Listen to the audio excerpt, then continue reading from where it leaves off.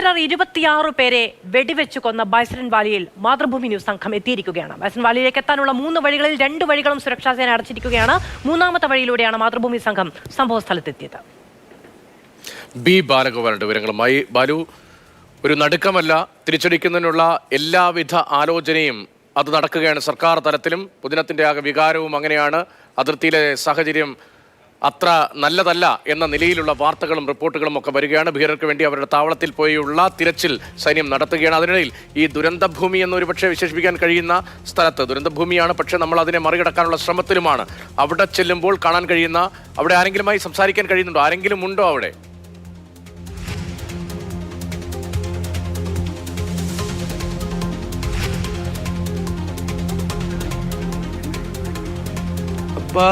രതീഷ, ഈ bison Valley നിലവിൽ ശോകമൂകമാണ്. അതായത് ഇവിടെ ഈ ഒരു ശ്മശാന സമാനമായ ഒരു അന്തരീക്ഷമാണ്. ആരും തന്നെ ഇവിടെ ഇല്ല. കാരണം വിനോദസഞ്ചാരികളെ ഒന്നും തന്നെ പഹൽഗാമിൽ നിന്ന് ഈ ബൈസണിലേക്ക് ഇപ്പോൾ കടത്തിവിടുകയും ചെയ്യുന്നില്ല. അതുകൊണ്ട് തന്നെ ആർക്കും ഇപ്പോൾ ഇങ്ങോട്ടേക്ക് വരാൻ വേണ്ടി കഴിയുന്നില്ല. അല്പം മാധ്യമപ്രവർത്തകർ മാത്രമാണ് ഈ ബൈസൺ മേഖലയിൽ നിലവിൽ ഉള്ളത്. അവർക്ക് പോലും ഈ ബൈസണിൽ ഈ ഭീകരാക്രമണം നടന്ന സ്ഥലത്തേക്ക് പ്രവേശനം അനുവദിച്ചിട്ടില്ല. കാരണം ഈ സുരക്ഷാ ഡ്രില്ലുകളൊക്കെ നടക്കുന്നുണ്ട്. അതുകൊണ്ട് തന്നെ ആ മേഖലയ്ക്കുള്ളിലേക്ക് പ്രവേശിക്കരുതെന്ന് ഉദ്യോഗസ്ഥർ വ്യക്തമാക്കുകയും ചെയ്തിട്ടുണ്ട്.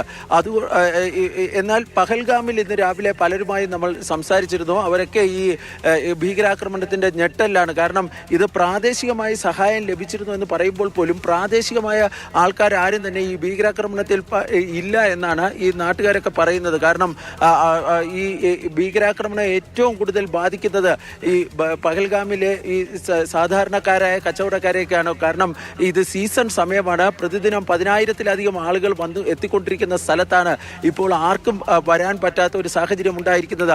അതിനു പുറമെ ഈ നേരത്തെ വരാൻ വേണ്ടി നിശ്ചയിച്ചിരുന്ന പലരും ഇങ്ങോട്ടൊക്കെയുള്ള യാത്ര ക്യാൻസൽ ചെയ്യുകയും ചെയ്തിട്ടുണ്ട്.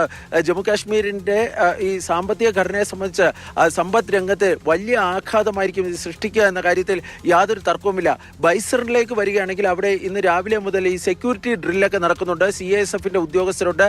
അതുപോലെ തന്നെ ജമ്മു കാശ്മീർ പോലീസിന്റെ കമാൻഡോകളുണ്ട്. ഇതിന്റെ സമീപ പ്രദേശങ്ങളിൽ ഇന്നും ഈ ഭീകരർക്കായുള്ള തെരച്ചിൽ നടക്കുന്നുണ്ട്. കാരണം ഇതിന്റെ തൊട്ടടുത്ത എല്ലാ ഭാഗങ്ങളിലുമൊക്കെ വനമേഖലയാണ്. ആ വനമേഖലയിൽ ഇപ്പോഴും അവർ ഉണ്ടോ എന്ന്, ഈ ഭീകരർ ഉണ്ടോ എന്ന കാര്യത്തിൽ തിരച്ചിൽ നടക്കുന്നുണ്ട്. പക്ഷേ സുരക്ഷാ ഏജൻസികളൊക്കെ പറയുന്നത് അവർ പീർപഞ്ചൽ മേഖലയിലേക്ക് കടന്നിട്ടുണ്ട് എന്നതാണ്.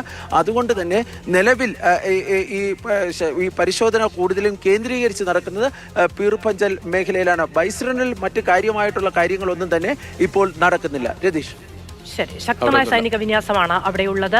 അതൊരു ക്രൈം സീനാണ്. അവിടെ നിന്ന് കൂടുതൽ തെളിവുകൾ എത്തേണ്ടതുണ്ട്, തെളിവുകൾ കിട്ടേണ്ടതുണ്ട്.